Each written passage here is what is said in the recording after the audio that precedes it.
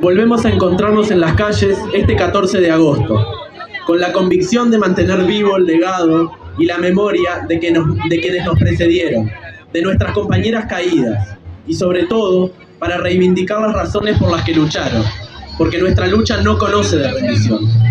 No seremos nosotras quienes demos el brazo a torcer en la lucha por una sociedad justa, en la que la educación sea un derecho garantizado para todas, en la que las estudiantes no tengamos que sostener nuestra formación a costa de jornadas divididas entre trabajo y estudio, para poder pagar los boletos y las fotocopias necesarias para nuestra formación, en la que nunca más tengamos que pasar frío en las aulas, ni estudiar en salones que se llueven, ni bajo techos que amenazan con caerse. Una vez más, el movimiento estudiantil y la clase obrera se encuentran en las calles para reafirmar que cada conquista de hoy es el resultado de la organización, la resistencia y la lucha. En Magisterio venimos atravesando una situación que no es nueva, pero que hoy estalla en la cara de las autoridades. Hace 12 días que el Instituto Normal de Montevideo permanece ocupado, y no estamos solas. Hoy son decenas los institutos de formación en educación de todo el país ocupados, porque hay una realidad que ya no puede seguir escondiéndose. Una vez más, las autoridades incumplen los compromisos que asumieron a partir de las medidas de lucha tomadas en los últimos meses.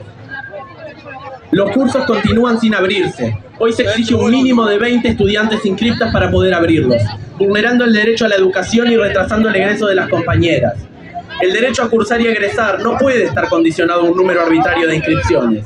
Las estudiantes no somos responsables de la falta de planificación y no vamos a permitir que nuestras trayectorias educativas queden sujetas a criterios administrativos cambiantes. No aceptamos que los acuerdos alcanzados con lucha sean posteriormente modificados, restringiendo el acceso al cursado. Los compromisos deben cumplirse y las necesidades de las estudiantes deben estar por encima de cualquier criterio burocrático o administrativo. En el marco de este conflicto, sabemos que muchas compañeras están recibiendo presiones para asistir a las prácticas, entregar trabajos o conectarse a clases virtuales mientras llevamos adelante medidas de lucha. Hoy queremos remarcar que estas presiones son injustas y vulneran derechos conquistados colectivamente. Como futuras maestras y educadoras del pueblo, entendemos que formarnos también implica comprender, ejercer y defender los derechos colectivos que sostienen la educación pública. Esta lucha no es de unas pocas, nos atraviesa a todas. Y la organización estudiantil no se persigue, se respeta. Mientras las estudiantes reclamamos poder cursar, avanzar en nuestras carreras y egresar, las autoridades del Consejo de Formación en Educación hacen caso omiso y miran para otro lado. Nos dicen que hay problemas de gestión, apuntan a la administración anterior, pero ya es momento de dejar de culpar a la administración anterior y empezar a hacerse cargo, porque quienes están al frente del Consejo son quienes tienen que dar respuestas hoy. Y nosotras tenemos algo muy claro, sus intereses no son los mismos que los nuestros. Mientras ellos miran números, cupos y expedientes, nosotras hablamos de compañeras que quedan sin cursar. Mientras ellos discuten desde los escritorios, nosotras ponemos el cuerpo ocupando nuestros institutos. Mientras ellos esperan que el conflicto se desgaste, nosotras seguimos organizadas. No nos han derrotado, y esto se ve en cada proyecto que nació al calor de este conflicto. En cada persona que se acercó por primera vez a nuestras reivindicaciones históricas de formación en educación. En cada estudiante que pisó por primera vez una asamblea, y en todas nosotras que no hemos dejado de masticar la rabia frente a los atropellos que enfrentamos. Hoy no venimos solamente a recordar a las y los mártires estudiantiles. Venimos a decir que sus nombres siguen caminando con nosotras, porque las condiciones que hicieron necesaria su lucha no desaparecieron. Ellas no se conformaron con administrar la realidad que les tocaba vivir. No aceptaron que la pobreza, la explotación, la desigualdad y la injusticia fueran el orden natural de las cosas. Entendieron que la realidad podía y debía ser transformada, y que para hacerlo era necesario organizarse, luchar y construir un horizonte distinto. Por eso fueron perseguidas, encarceladas, torturadas, desaparecidas y asesinadas. Hoy reivindicamos la vida y la lucha de Cecilia Susana Trías Hernández, una joven estudiante de Magisterio, nacida en Montevideo el 24 de agosto de 1954 y criada en el barrio Nuevo París. Cecilia fue parte de una generación de jóvenes que no permaneció indiferente frente a las injusticias de su tiempo. Estudió Magisterio y militó en la FAU y en la ROE, comprometiéndose con la construcción de una sociedad profundamente diferente. En el marco de la dictadura, Cecilia tuvo que exiliarse en Argentina junto a su compañero Washington Crown. con quien compartía militancia, pero ni el exilio ni la persecución lograron quebrar sus convicciones. El 28 de septiembre de 1976, luego de las 17 horas, Cecilia y Washington se encontraban en un bar de Capital Federal cuando fueron secuestrados por un grupo de hombres vestidos de civil y armados. Fueron trasladados al centro clandestino de detención Automores Orletti, donde permanecieron bajo la maquinaria represiva de las dictaduras del Cono Sur. Desde aquel día, Cecilia continúa desaparecida. Su historia forma parte de la memoria de una generación perseguida, secuestrada y asesinada por luchar por una sociedad distinta. Pero la desaparición de Cecilia no consiguió borrar su nombre ni el sentido de su lucha.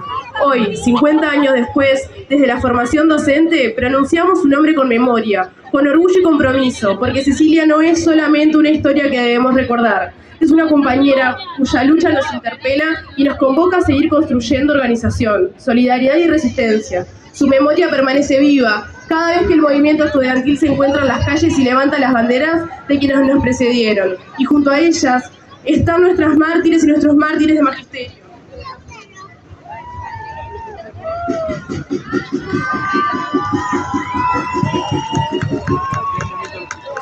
Recordamos a María Emilia Islas, a Jorge Zaffaroni, a Telma Juárez, a Cecilia Gianardelli y a Gustavo Insaurralde, quienes entendieron que educar también podía ser una herramienta para transformar la realidad. A las autoridades les decimos, la realidad ya les cayó en la cara, háganse cargo, no nos hable desde su escritorio, porque las promesas de campaña no alcanzan cuando después se le da la espalda a la formación de la clase trabajadora. A nosotras no nos tienen que explicar lo que significa la desigualdad. Nosotras vemos todos los días a los gurises llegar a la escuela con frío, con hambre, sin haber dormido porque anoche se cagaron a tiros en el barrio. Vemos gurises que cargan sobre sus hombros problemas que ningún niño debería cargar. Vemos cómo la pobreza se mete a la escuela, cómo la violencia atraviesa los barrios y cómo las condiciones materiales de vida terminan marcando hasta dónde puede llegar cada gurí. Esa es la realidad que conocemos y esa es la realidad que tenemos que comprometernos a cambiar. Porque no puede ser el hijo de un trabajador nazca sabiendo que todo le va a costar mucho más, que quien nace pobre tenga que aprender desde chico que probablemente va a morir pobre. No es falta de esfuerzo, no es falta de mérito. Es una sociedad organizada para que unos pocos tengan mucho y la mayoría tenga que pelear por lo mínimo. Y nosotras elegimos no naturalizarlo, porque si vamos a ser maestras, no queremos solamente enseñar a leer y a escribir para que las cosas sigan exactamente como están. Queremos formar parte de una educación que permita a nuestros gurises entender el mundo para transformarlo. Somos estudiantes y seremos maestras comprometidas con la realidad de nuestro pueblo. Por Cecilia, por cada mártir estudiantil. Por eso estamos acá, por eso ocupamos, porque no nos van a pedir que aceptemos que nuestras compañeras queden por el camino, porque sabemos de qué lado estamos. Estamos del lado de quienes trabajan, del lado de quienes estudian y trabajan, del lado de los gurises que llegan con hambre, del lado de quienes nacen sin privilegios y tienen que pelear cada oportunidad, del lado de quienes no se resignan a que el mundo sea como es, porque sabemos que nada se consigue esperando, porque sabemos que cada conquista arrancó con organización y lucha. A la clase trabajadora, acá estamos, compañeras organizadas y luchando. La educación del pueblo se defiende en las aulas y en la calle, y como siempre sostenemos, obreras y estudiantes unidas y adelante, por quienes estuvieron antes, por quienes estamos hoy y por quienes vendrán. Salud, compañeras y compañeros. Nos volvemos a encontrar en las calles el próximo 24 de agosto en la marcha del filtro, porque la masacre de Jacinto Vera tampoco se olvida.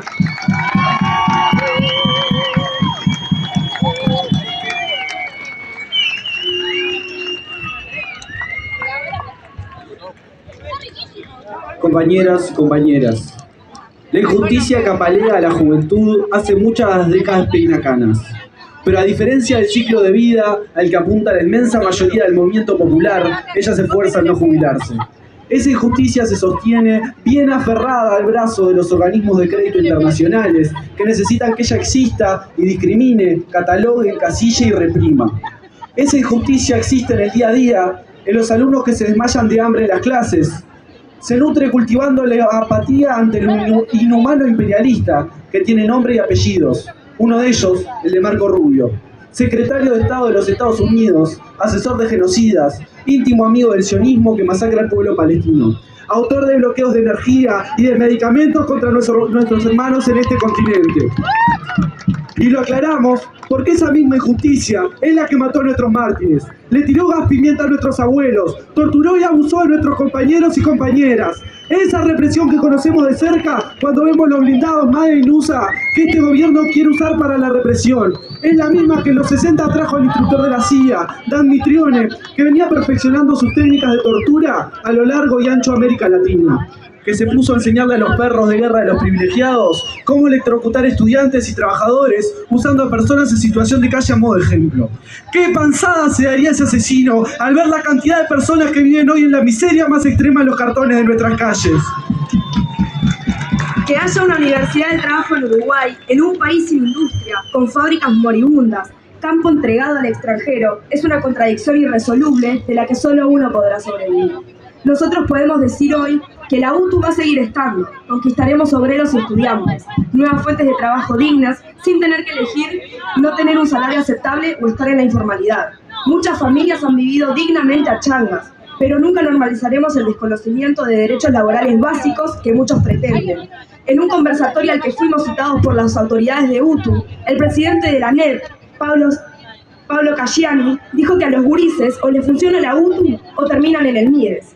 Pese a que no sabemos cuál organismo está peor presupuestado, porque no consideramos que la salida sea sobrecargar a los trabajadores del MIDES, que hacen meses que no reciben su salario. Algo de razón tiene. Por eso exigimos que la UTU deje de ser mirada de costado, que deje de ser menospreciada y postergada. Por eso exigimos una educación técnica con más docentes capacitados pedagógicamente para acompañar al estudiante, más allá del conocimiento técnico. Los entornos que rechazan lo académico, principalmente porque ese muchos los han relegado históricamente, tienen en los oficios la formación técnica y profesional, un faro, un punto de encuentro, de refugio entre pares que busca salir adelante y se unen para saltear la falta de presupuesto. Falta de presupuesto que se manifiesta en salones superpoblados, tras recortes de grupo, profesores sobrecargadas y talleres sin equipar. Se manifiesta en la UTU de Arrayanes, en Maldonado, donde se inundan los salones, y ahora, gracias a la lucha del gremio estudiantil, se está empezando a arreglar. Se manifiestan los techos que se siguen cayendo en nuestras escuelas técnicas, en la falta de materiales y de docentes. Todo lo que una vez más este gobierno nos niega. Hace un año esta plaza señalamos y denunciamos el presupuesto quinquenal de recorte. Ahora, la rendición de cuentas que aprobarán con los votos de los defensores de los asesinos de nuestros mártires también nos niega los recursos. Basta de recortar la educación. Compañeras, este año se cumplen 30 años de las históricas ocupaciones y movilizaciones del año 1996, cuando liceos, UTUs e institutos de todo el país se levantaron contra la reforma Rama, una iniciativa financiada por el Banco Interamericano de Desarrollo y pagada con el pueblo por mano de obra barata. Una reforma que vino a profundizar una precarización que la dictadura había comenzado, a abrirle el campo a las universidades privadas como la sionista OR. Igual de precarizada que la reforma impulsada por el gobierno anterior, también financiada por organismos de créditos internacionales y que esta administración apenas se ha atrevido a maquillar usando a las estudiantes como conejillas de indias en sus planes educativos improvisados, como le pasa a las compañeras de la Escuela de Comunicación Social y tantas otras. A 30 años de esta rica experiencia del 96, es momento de tomar con fuerzas esas herramientas históricas, porque la lucha del movimiento estudiantil nunca se detuvo y hay mucho que aprender de ella. Así como lo hacen nuestras compañeras en la Escuela Superior de Informática, resistiendo diariamente a la persecución y la violencia institucional de las autoridades, o en la Escuela Marítima, denunciando que quienes eligen ser marinos civiles se ven obligados a recibir formación de parte de integrantes de la Armada, ignorando su reclamo de que su formación debe ser de civiles para civiles. Compañeras, es en la educación pública que está la capacidad de rescatar a la gente de los barrios, del desprecio por la vida del uno y del otro, odio que sembraron preparando a la tierra con faltas de oportunidades, hambre generacional, aparatos represivos formados y listos para tentar la línea de la provocación y el miedo. Ese odio que nosotros tenemos que canalizar como movimiento estudiantil, darle una respuesta, embarrarse en él sin asco, porque nosotros lo vimos viendo en la impunidad de los abusadores sexuales en los centros de estudios, y la falta de respuestas reales que ninguna autoridad ha completado al respecto. Sentimos esa rabia colectiva al no saber asistir a un compa de clase que con un ataque de pánico no sabe cómo va a continuar, porque no tienen plata para poner un equipo multidisciplinario por centro, pero sí para darle jubilaciones privilegiadas a quienes hoy han devenido en pobres viejitos, pero que supieron ser coroneles de apellido, con galardones y reconocimientos ganados en el arte de combatir estudiantes, enterrar desaparecidos, cubrir genocidas, colgar por semanas en cuarteles a trabajadoras y hacer lo posible por enterrar la necesidad de un pueblo de dar vuelta al sistema. Este sistema que al momento de nacer nos asigna la posibilidad material de estar bien o no, con el criterio indiscutido e intrínseco de que la riqueza y las oportunidades las guardan celosamente unos pocos, dispuestos a fusilar estudiantes que pedían el boleto gratis, el presupuesto para la educación, el fin de la represión. Esos pocos poderosos siguen hoy. Esa es la verdadera impunidad. Para ellos, juicio y castigo. Para nosotros, trabajo digno. Para nosotras, la educación del pueblo.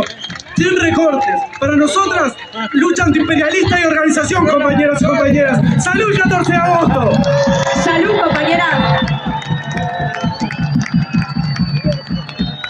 Antes de cerrar...